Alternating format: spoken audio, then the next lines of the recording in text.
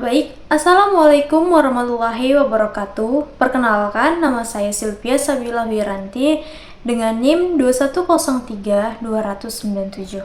Nah, adapun tujuan saya membuat video ini yaitu untuk memenuhi tugas dari mata kuliah Kepemimpinan Agribisnis yang diampu oleh Bapak Wahyu Nasution. Baik, sebelumnya saya memohon maaf karena di sini saya menyampaikan materi melihat handphone. Melihat handphone karena laptop saya masih dipinjam oleh rekan saya. Baik, untuk video yang kedua ini saya akan menyampaikan tentang kepemimpinan efektif, yang dimana di dalamnya itu mencakup kekuasaan, kriteria, dan karakter seorang pemimpin. Nah, yang pertama itu kita membahas tentang kemampuan pemimpin sebagai manajer ditetapkan oleh beberapa kriteria. Yang pertama yaitu mampu menentukan arah dan tujuan dari organisasi. Yang dimaksud di sini yaitu menentukan arah dan tujuan organisasi adalah salah satu aspek krusial dalam menjalankan fungsi kepemimpinan. Pemimpin tidak hanya bertanggung jawab untuk mengelola kegiatan sehari-hari, tetapi juga harus menetapkan visi jangka panjang dan merumuskan strategi untuk mencapai tujuannya. Berarti di sini pemimpin harus dituntut untuk memikirkan hal-hal yang akan terjadi ke depannya. Nah, di sini ada contohnya nih. Misal, seorang kepala sekolah di sebuah SD ingin meningkatkan kualitas belajar mengajar yang ada di sekolahnya tersebut. Maka kepala sekolah tersebut tuh harus mempunyai visi. Nah, di sini visinya itu kepala sekolah memiliki visi agar sekolah menjadi sekolah unggulan dalam 3 tahun, di mana siswa-siswa memiliki nilai akademis yang lebih baik dan keterampilan yang lebih beragam. Nah, di sini ada target yang ingin dicapai dalam waktu 3 tahun yang akan datang. Jadi kepala sekolah ini memikirkan gimana ke depannya sekolah itu agar lebih maju lagi. Nah, yang kedua itu tujuan strategisnya dari visi itu tadi kan. Kepala sekolah kemudian menetapkan tujuannya, yang dimana di dalam itu ada target yang ingin dicapai. Yang pertama, meningkatkan rata-rata nilai ujian nasional siswa sebesar 10% dalam setahun. Berarti tadi kan targetnya itu untuk mencapai untuk menjadi sekolah unggulan. Kepala sekolah itu menargetkan 3 tahun supaya menjadi sekolah unggulan. Nah, setiap tahunnya itu siswa harus bisa mendapatkan nilai rata-rata itu meningkat sebesar 10% untuk bisa menjadi sekolah yang unggulan. Nah, yang kedua itu memperkenalkan minimal 2 kegiatan ekstrakurikuler baru, seperti klub sains dan bahasa asing dalam 6 bulan yang akan datang. Baru yang ketiga itu meningkatkan partisipasi orang tua dalam kegiatan sekolah sebesar 20% dalam 2 tahun. Nah, masuklah ke perencanaan dari visi dan tujuan tadi. Di sini kepala sekolah membuat rencana, misalnya menyusun program pelatihan tambahan untuk guru sehingga mereka lebih efektif dalam mengajar. Kita kan menuntut siswa untuk bisa meningkatkan hasil belajarnya itu 10% dalam setahun, dan kita juga menuntut sekolah itu agar bisa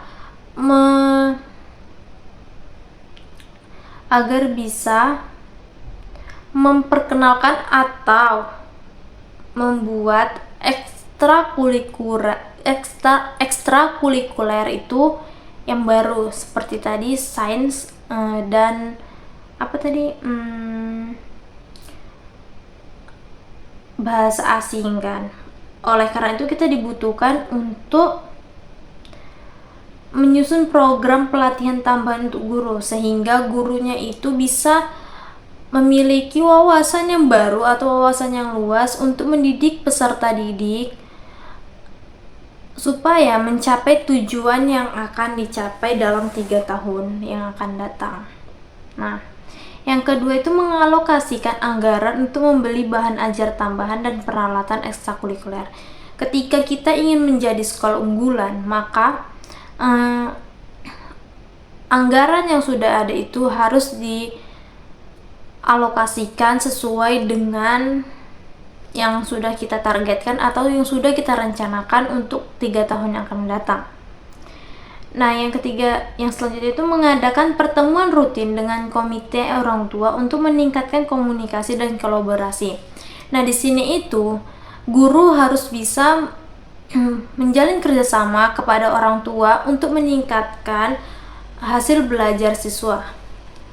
Nah, baru yang keempat itu masuklah ke komunikasi dan motivasi. Nah, di sini tuh kepala sekolah mengumpulkan semua guru dan staf untuk menjelaskan visi dan tujuan sekolah. Beliau juga memotivasi guru-guru untuk memberikan penghargaan bagi mereka yang berhasil meningkatkan hasil belajar.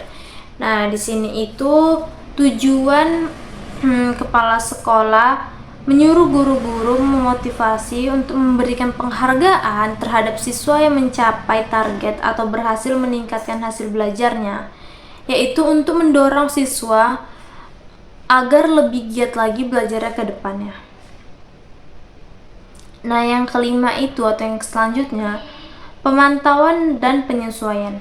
Setelah beberapa bulan, kepala sekolah mengevaluasi apakah nilai siswa meningkat dan apakah partisipasi orang tua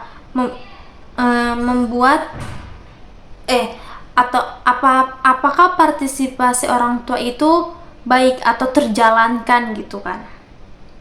Jika ada kendala seperti keterbatasan anggaran atau waktu guru, kepala sekolah akan mencari solusi dari kendala-kendala yang dialami tersebut, seperti mencari sponsor atau donatur dan menyesuaikan program belajar. Dengan langkah-langkah tersebut, kepala sekolah berhasil mengarahkan sekolah untuk mencapai tujuannya secara bertahap. Nah, di situ tadi kan yang pertama itu ada visi, yang kedua itu ada tujuan, nah yang ketiga itu ada perencanaan, dan yang keempat komunikasi dan motivasi, dan yang kelima itu ada evaluasi atau pemantauan. Nah, adapun 5 tahapan tersebut itu tujuannya untuk mencapai tujuan dari perencanaan yang sudah kita rencanakan untuk kedepannya atau untuk jangka panjang yang akan datang, jangka panjang yang akan mendatang. Nah, untuk kemampuan pemimpin sebagai manajer itu untuk kriteria yang kedua itu di sini ada kemampuan mempertahankan dan mengembangkan organisasi, mempertahankan organisasi agar dapat dilakukan melalui fungsi-fungsi manajemen seperti pengukuran, penilaian, pengawasan, dan mempertimbangkan kebijakan.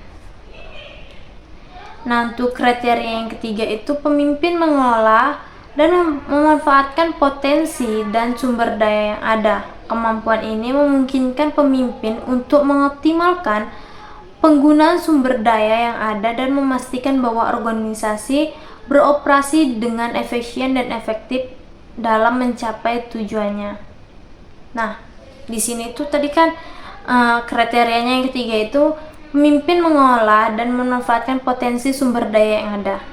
Berarti seorang pemimpin itu harus mampu dan memanfaatkan sumber daya yang ada itu sesuai dengan tepat pada sasarannya. Jika kita salah mengelola sumber daya yang ada, maka sebuah tujuan atau target yang telah kita tentukan itu akan sulit untuk tercapai gitu kan. Nah, untuk kriteria yang keempat itu memanfaatkan otak kanan untuk melakukan imajinasi, kreativitas, dan emosi berpikir. Dan otak kanan mampu melakukan analogi untuk otak kanan itu mampu melakukan analogi untuk leadership. Otak kiri untuk berpikir lebih rasional karena berhubungan dengan apa yang bisa dihitung dan melakukan kontrol. Nah, selanjutnya itu masuk ke kekuasaan dan kewewenangan. Di sini itu kekuasaan amat erat hubungannya dengan wewenang. Kekuasaan melibatkan kekuatan dan paksaan. Wewenang merupakan bagian dari kekuasaan yang cakupannya lebih sempit. Wewenang lebih menimbulkan implikasi kekuatan di bawah. Nah, di bawah ini terdapat beberapa unsur dalam wewenang. Yang pertama itu ada wewenang ditanamkan pada posisi seseorang.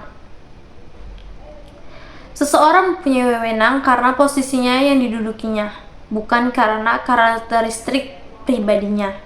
Contohnya, seorang kepala sekolah mendapatkan keluhan dari orang tua murid tentang penggunaan metode pengajaran tidak efektif yang mengakibatkan penurunan hasil belajar terhadap siswa. Nah, tindakan yang diambil oleh kepala sekolah di sini yaitu kepala sekolah yang memiliki wewenang untuk menentukan metode pengajaran, untuk mengadakan rapat evaluasi terhadap guru. Ia memberikan pelatihan tambahan untuk para guru dan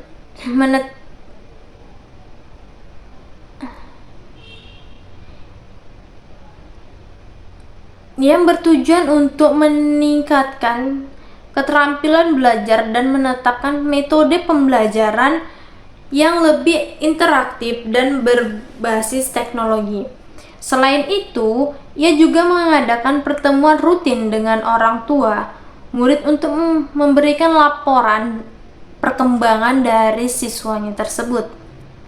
Nah, hasil yang dicapai yaitu dengan adanya perubahan metode pengajaran dan komunikasi yang lebih baik dengan orang tua murid, hasil belajar siswa meningkat secara signifikan dan keluhan dari orang tua pun mulai menurun.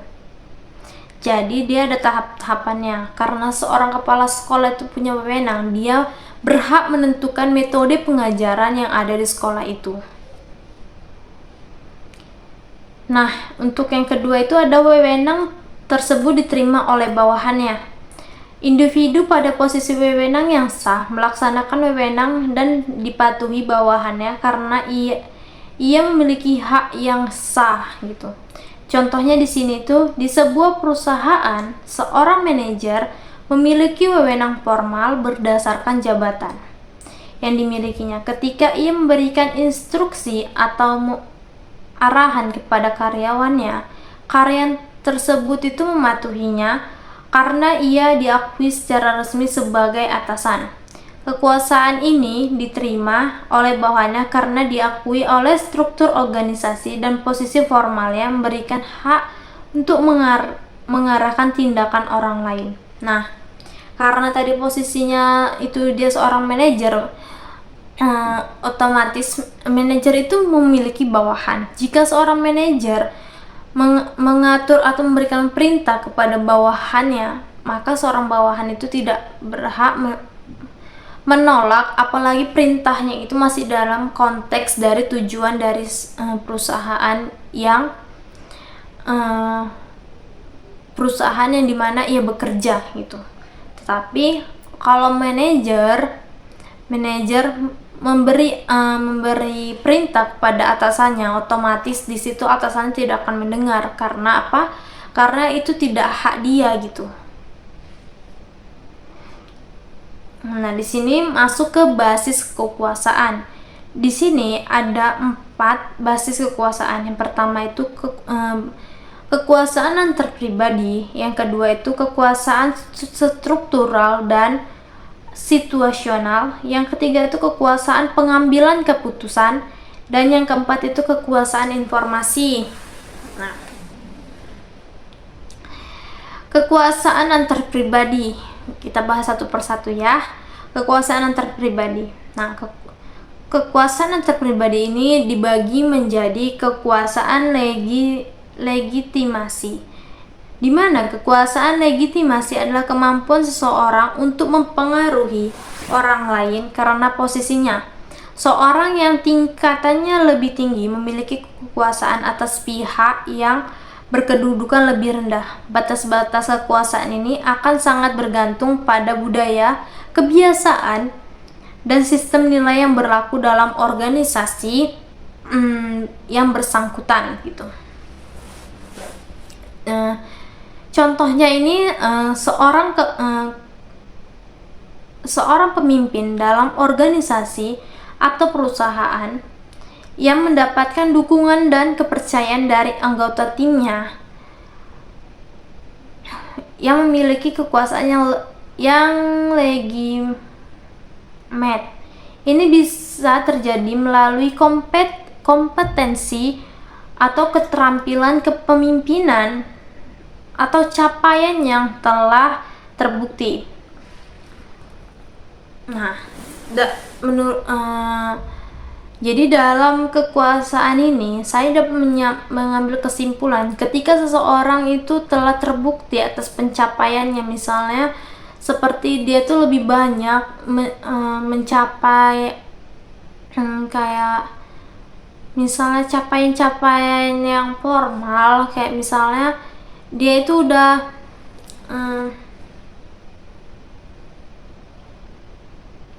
seperti apa ya, sudah banyak lah pengalamannya gitu kan, capaian prestasi-prestasi yang telah dimiliki, maka seorang bawahan itu akan lebih percaya jika dia mengatur dalam organisasi tersebut gitu. Nah, yang selanjutnya itu adalah kekuasaan imbalan. Kekuasaan imbalan didasarkan atas kemampuan seseorang untuk memberikan imbalan kepada orang lain atau pengikutnya karena kepatuhan mereka. Kekuasaan imbalan digunakan untuk mendukung kekuasaan legitimasi. Penggunaan kekuasaan imbalan ini amat erat sekali kaitannya dengan teknik modifikasi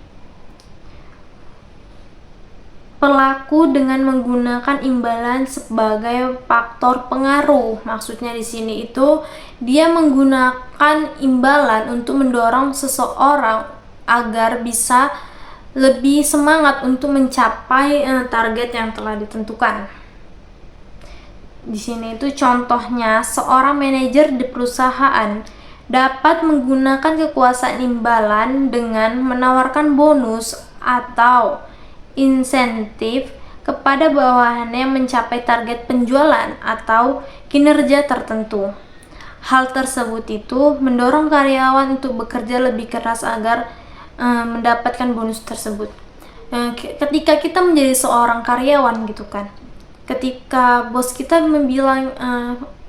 memberikan penawaran, jika kamu bisa mencapai kinerja kamu di minggu ini misalnya, maka saya sendiri tentunya sebagai seorang karyawan akan termotivasi atau lebih semangat dalam mengerjakan pekerjaan saya agar tercapai pada waktu yang telah ditentukan oleh atasan saya, sehingga saya bisa mendapatkan bonus yang ditawarkan oleh atasan saya.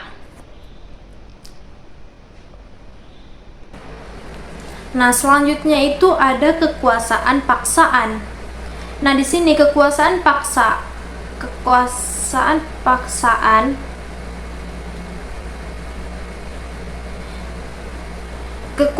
imbalan seringkali dilawan dengan kekuasaan paksaan, yaitu kekuasaan untuk menghukum.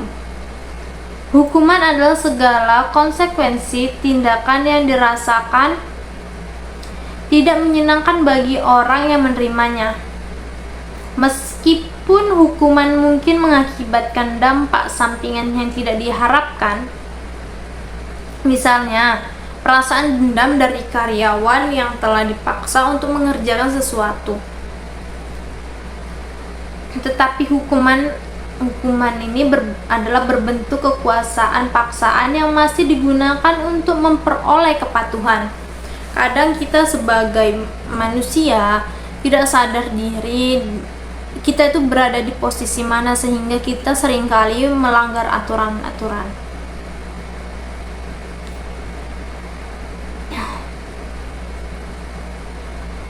Jadi kekuasaan paksaan ini harus terpaksa dibuat supaya kita takut untuk melanggar dari aturan yang ada sehingga kita mematuhi aturan yang telah dibuat gitu.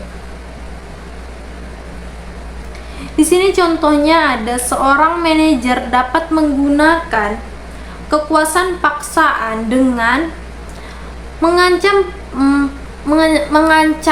akan melakukan pemecatan kepada karyawannya atau penurunan jabatan terhadap karyawan yang tidak mematuhi standar kerja atau melanggar aturan yang ada dalam perusahaan tersebut. Ini membuat karyawan termotivasi untuk mengikuti aturan agar tidak terkena sanksi. Di sini bukan termotivasi, menurut saya, tetapi lebih ke kayak mau tidak mau karyawan tersebut itu harus mengikuti aturan yang ada di dalam kantor tersebut agar tidak terjadinya pemecatan atau penurunan gaji terhadap karyawan tersebut. Nah, selanjutnya itu ada kekuasaan ahli. Seseorang mempunyai kekuasaan ahli jika ia memiliki keahlian khusus yang dinilai tinggi. Seseorang yang memiliki keahlian teknis, administratif, atau keahlian yang lain dinilai mempunyai kekuasaan walaupun kedudukan mereka itu rendah. Kekuasaan ini adalah suatu karakteristik pribadi, sedangkan kekuasaan legitimasi, imbalan dan paksaan sebagian besar ditentukan oleh organisasi karena posisi yang didudukinya. Jadi kalau kekuasaan-kekuasaan yang kita telah bahas tadi itu mereka itu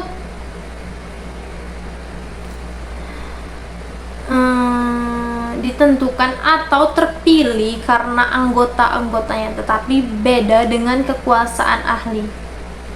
Karena seseorang yang memiliki keahlian, pasti dia memiliki kekuasaan untuk mengatur bawahannya agar apa yang ingin mereka buat atau apa yang mereka capai itu bisa dapat berjalan sesuai dengan yang diinginkan.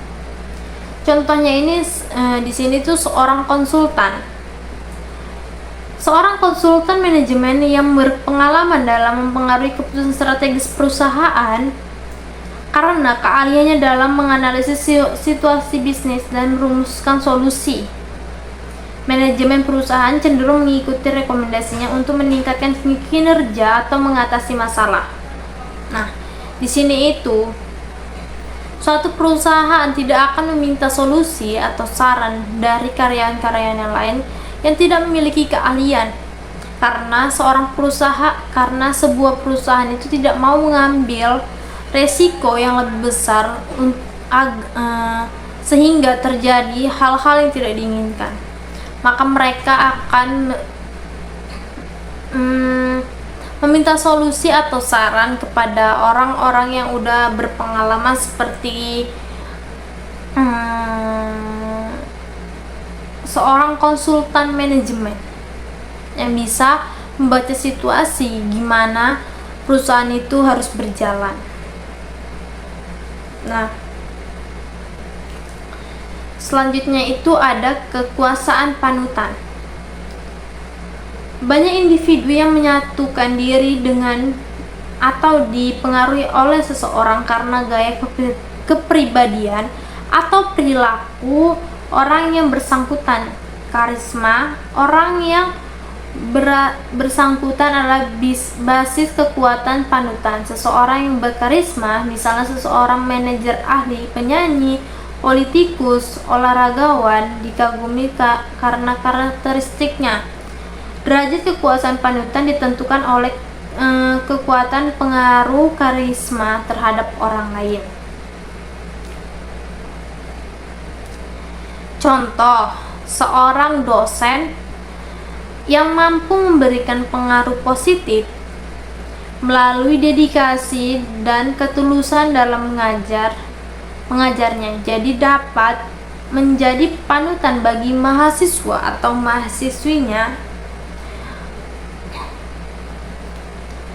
dan mahasiswa atau mahasiswinya itu termotivasi untuk belajar lebih giat atau mengikuti jejak karir yang sama karena mengagumi dosen tersebut. Misalnya nih, seperti saya kan berkuliah di Unimal, saya kagum, misalnya saya mengagumi seorang dosen Unimal, seperti contohnya misalnya nih, seperti saya mengagumi Pak Wahyu gitu kan. Nah, saya mengagumi beliau ini bisa ditakuti oleh banyak orang, bisa memiliki misalnya orang yang berpengaruh di Unimal. Apa sih triknya gitu kan? Apa sih step-step yang dia lakukan gitu kan, sehingga dia bisa menjadi panutan mahasiswa-mahasiswinya ataupun bisa memiliki kekuasaan yang cukup baik di Unimal gitu. Jadi saya akan termotivasi untuk bisa menjadi seseorang yang seperti beliau, walaupun kedudukannya bukan sebagai seorang dosen gitu. Saya termotivasi atas semangatnya mengajar karena beliau itu setahu saya dosen yang jarang tidak hadir dalam kelas, dan dosen yang selalu tepat waktu gitu.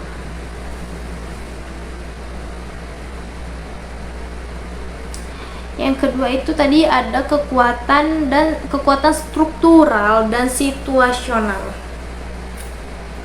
Nah, di sini itu kekuasaan terutama ditentukan oleh struktur di dalam organisasi. Struktur organisasi dipandang sebagai mekanisme pengendalian yang mengatur organisasi. Jadi struktur organisasi menciptakan kekuasaan dan wewenang formal dengan mengkhususkan orang-orang tertentu untuk melaksanakan tugas pekerjaan dan mengambil keputusan tertentu dengan memanfaatkan kekuasaan informal mungkin timbul karena struktur informasi dan komunikasi dalam sistem tersebut. Nah, di sini itu contohnya untuk yang struktural. Di sini saya mengambil contoh seorang CEO. Seorang CEO memiliki kekuasaan struktural yang besar karena posisinya di puncak hierarki perusahaan. CEO itu adalah pemimpin utama dalam suatu perusahaan, maka kedudukannya itu paling tingkat atau nomor satu di perusahaan. Ia memiliki wewenang untuk membuat keputusan strategis, mengalokasikan sumber daya, dan mengatur arah perusahaan. Karyawan di bawahnya wajib mengikuti keputusan dan kebijakan yang dibuat oleh CEO tersebut, karena keputusan yang telah diambil oleh CEO tidak bisa diganggu-gugat kecuali dari diri CEO tersebut. Nah, masuk ke kekuasaan situasional. Untuk contohnya, di sini saya mengambil seorang ketua rapat atau moderator. Dalam diskusi memiliki kekuasaan situasional untuk mengarahkan jalannya rapat, memastikan semua orang memiliki kesempatan untuk berbicara, dan menjaga agar diskusi tetap pada topik. Kekuasaan ini hanya berlaku selama berjalannya rapat. Nah, kekuasaan ini tergantung situasi dan kondisi juga. Ketika misalnya tadi dalam sebuah rapat, maka seseorang itu memiliki kekuasaan seperti moderator, memiliki kekuasaan untuk mengatur jalannya rapat. Tapi setelah rapat itu selesai, maka seorang moderator tidak memiliki hak apapun untuk mengatur seseorang.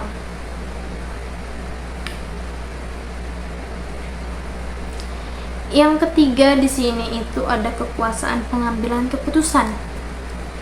Derajat seseorang atau subunit dari dapat mempengaruhi pengambilan keputusan akan menentukan kadar kekuasaan.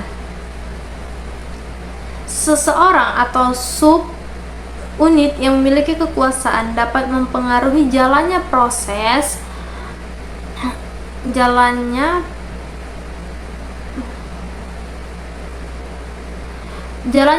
pengambilan keputusan. Alternatif apa yang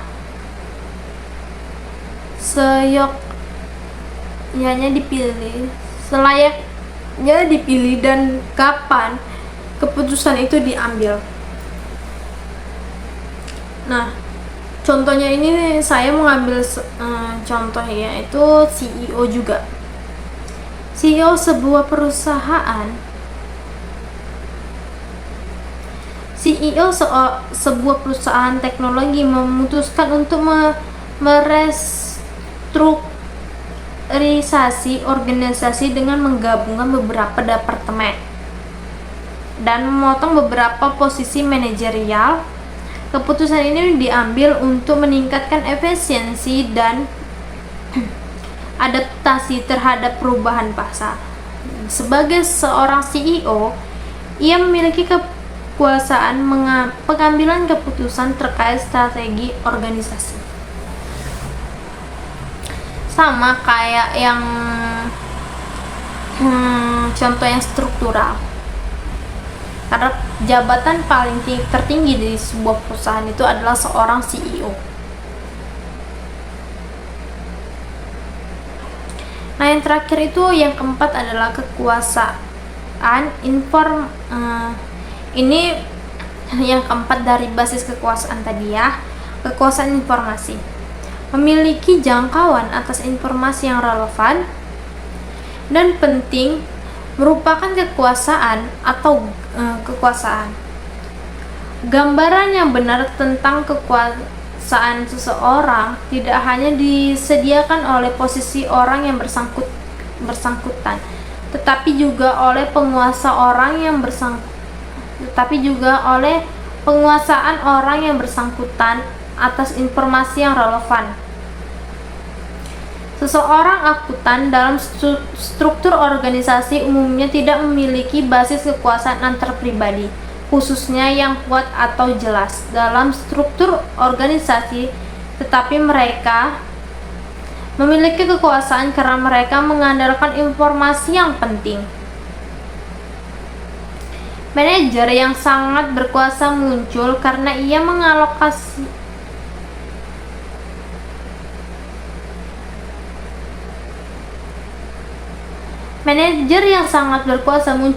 ia mengalokasikan sumber daya yang dibutuhkan, mengambil keputusan yang penting, dan memiliki jangkauan informasi yang penting. Nah, di sini contohnya yaitu adalah seorang analis keuangan memiliki akses ke laporan keuangan perusahaan, data penjualan, dan proyeksi pasar. Dengan informasi ini, ia dapat memberikan rekomendasi strategis kepada manajemen tentang investasi atau kebijakan bisnis. Akses ini menerima kekuasaan untuk mempengaruhi keputusan dari perusahaan. Nah, yang selanjutnya itu ada kepemimpinan yang efektif.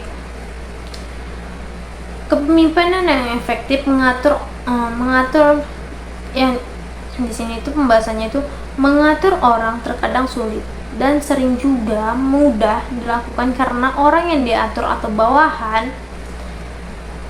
dan orang yang mengatur atau pemimpin atau manajer sering mempunyai pendapat dan pengalaman, kematangan jiwa, kemauan dan kemampuan menghadapi situasi yang berbeda. Nah, kemauan dan kemampuan bawahan bermacam-macam. Seperti yang pertama itu ada bawahan yang tidak mau dan tidak mampu. Yang kedua itu ada bawahan yang mau tapi dia tidak mampu. Nah, yang ketiga itu ada bawahan yang tidak mau tetapi mampu. Nah, yang terakhir ada bawahan yang mau dan mampu. Nah, untuk bawahan yang mau dan mampu, maka ia akan mudah, akan manajer atau pemimpin akan lebih mudah mengaturnya, karena dia tidak lagi mengajari gimana sih cara kerjanya,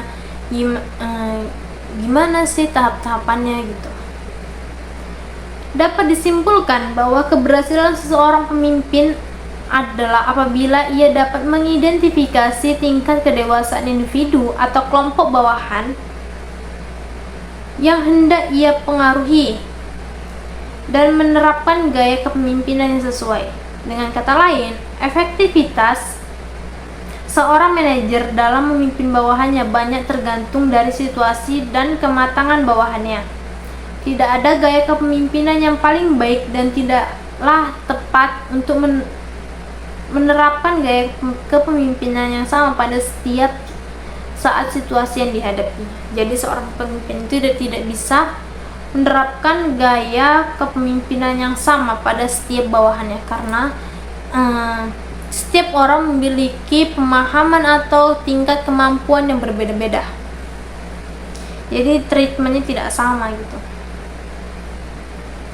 Baru di sini ada kriteria seorang pemimpin.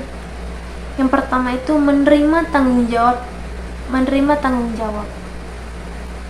Pemimpin yang menerima kewajibannya untuk mencapai suatu tujuan berarti ia bersedia untuk bertanggung jawab atas apa yang dilakukan bawahannya. Pemimpin harus mampu mengatasi bawahan dan mengatasi tekanan kelompok informal.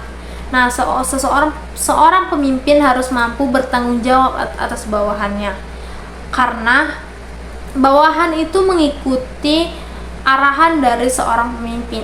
Jika bawahannya salah, berarti seseorang yang salah di situ itu adalah seorang pemimpinnya juga. Yang kedua itu kemampuan untuk bisa atau perfektif.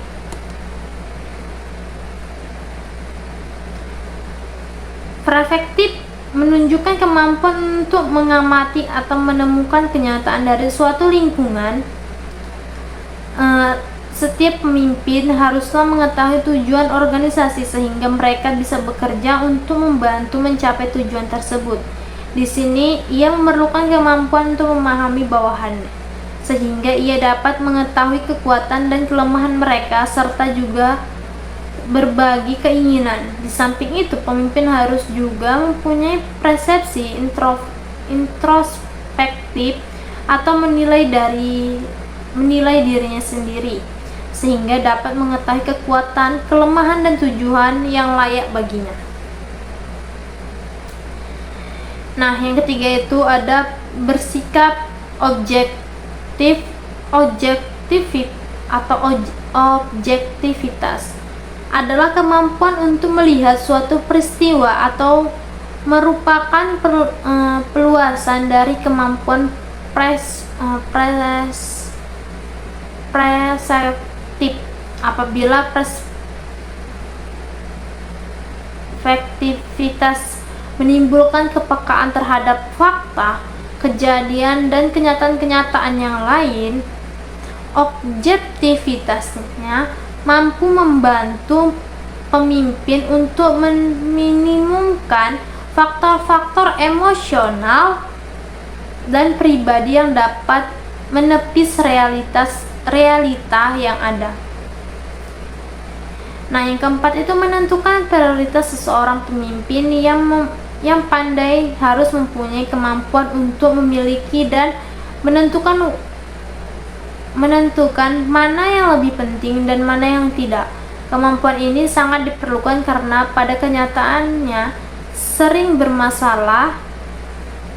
masalah-masalah yang harus dipecahkan bukan datang satu persatu, tetapi seringkali masalah yang datang bersamaan dengan berkaitan antara satu dengan yang lain. Nah, yang kelima itu ada kemampuan berkomunikasi, kemampuan untuk memberikan dan menerima informasi merupakan keharusan bagi seorang pemimpin. Seorang pemimpin adalah orang yang bekerja dengan menggunakan bantuan orang lain. Karena itu, pemberian perintah, penyampaian informasi kepada orang lain itu mutlak perlu dikuasai di dalam diri seorang pemimpin.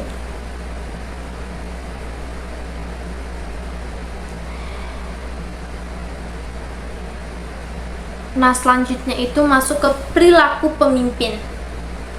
Perilaku manajemen tidak lagi meneliti tentang apa persyaratan atau kriteria seorang pemimpin yang efektif, melainkan para ahli ini meneliti tentang hal-hal yang dilakukan oleh pemimpin yang efektif, bagaimana mereka mendelegan tugas, bagaimana mereka mengambil keputusan, bagaimana mereka berkomunikasi dan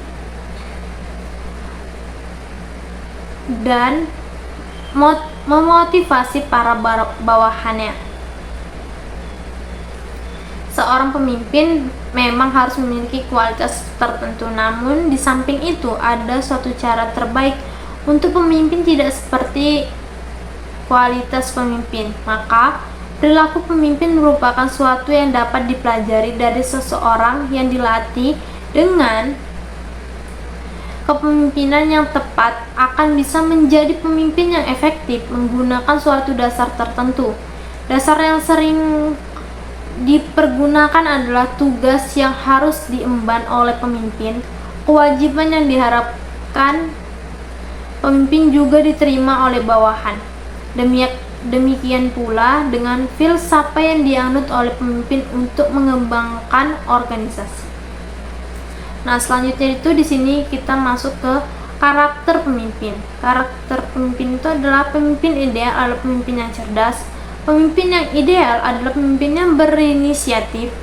Pemimpin yang ideal adalah pemimpin yang bertanggung jawab. Pemimpin yang ideal adalah pemimpin yang dapat dipercaya. Pemimpin yang ideal adalah pemimpin yang jujur. Pemimpin ideal adalah pemimpin yang rela berkorban. Dan yang terakhir, pemimpin ideal adalah pemimpin yang dicintai dan mencintai kelompoknya. Maka jadilah seorang pemimpin yang ideal. Karena apa? Karena jika seorang pemimpin yang tidak ideal, maka bawahannya itu tidak akan suka kepada seseorang atau seorang pemimpin tersebut. Dan jika bawahan tidak suka, maka bawahan tidak akan bekerja secara optimal untuk mencapai target yang telah ditentukan. Nah, untuk yang terakhir ini di sini ada ciri-ciri pemimpin yang tidak ideal. Yang pertama itu hanya memerintah. Menjadi pemimpin bukan berarti bisa seenaknya saja memerintah, sebaliknya. Hal yang harus dilakukan seorang pemimpin yang benar yaitu harus bisa menciptakan komunikasi yang baik dengan tim atau orang yang dipimpinnya demi mencapai visi dan misi yang telah ditentukan. Yang kedua itu jarang diskusi. Pemimpin yang buruk biasanya jarang berdiskusi dengan bawahannya, tetapi dia menuntut timnya untuk solid.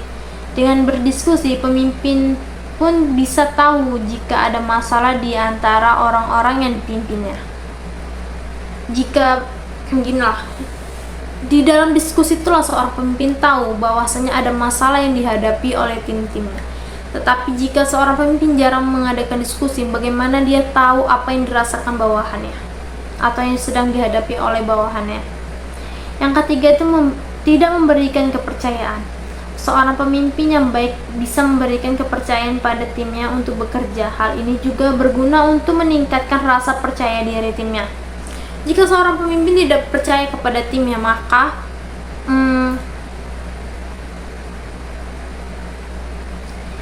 seorang bawahannya juga tidak akan percaya diri. Karena Karena apa? Karena seorang pemimpin tidak percaya, maka suatu hal yang telah dikerjakan oleh bawahannya, maka bawahannya selalu merasa ini benar nggak sih? Ini bisa nggak sih?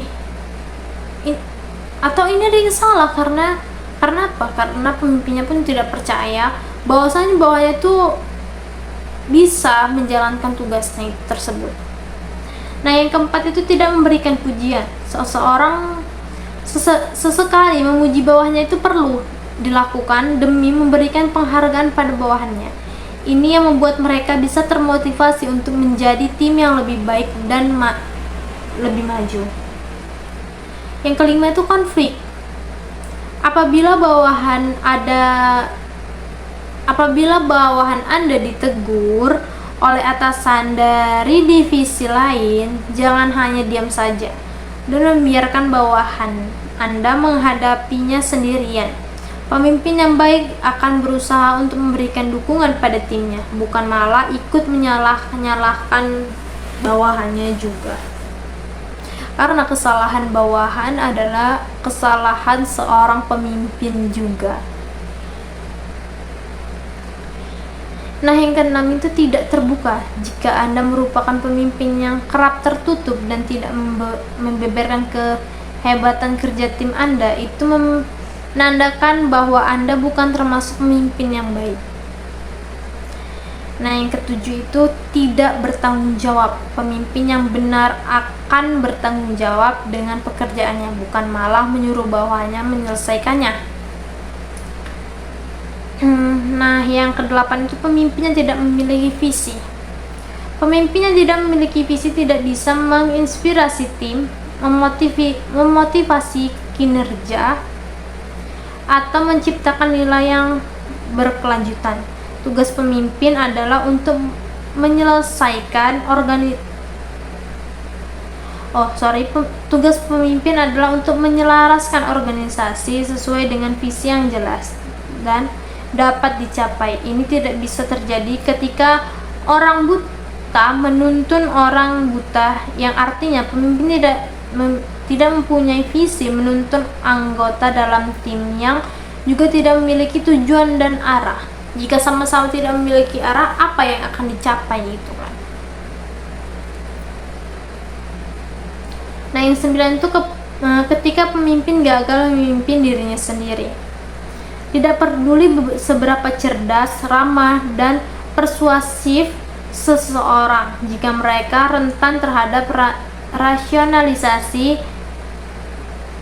perilaku yang tidak etis berdasarkan kebutuhan saat ini atau masa depan, mereka akhirnya akan menjadi mangsa kehancuran pada diri mereka sendiri.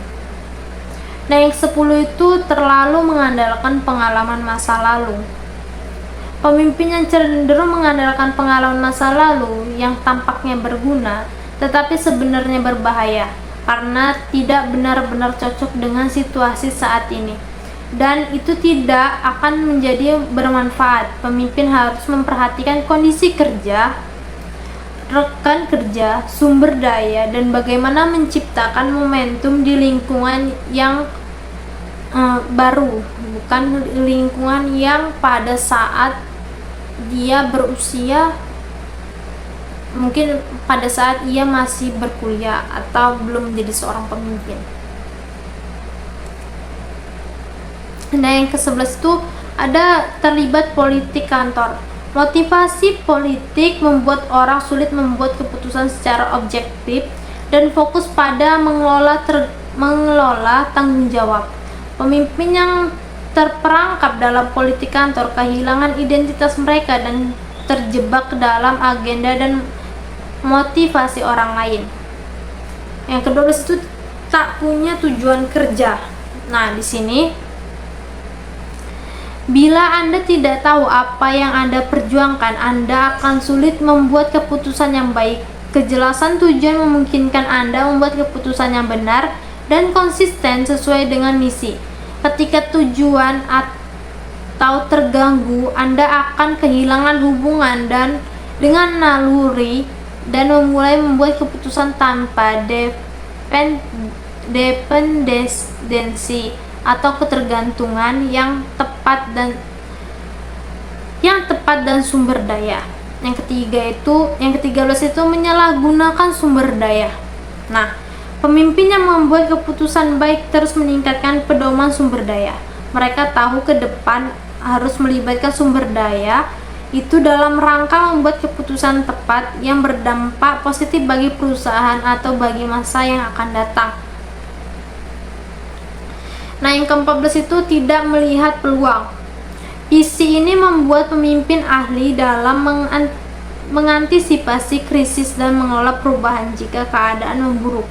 Ini juga dapat memperluas pengamatan dan memungkinkan mereka melihat sekitar, di dalam dan luar perusahaan, sehingga keputusan-keputusan dibuat pun tepat. Nah, yang terakhir itu tidak percaya diri.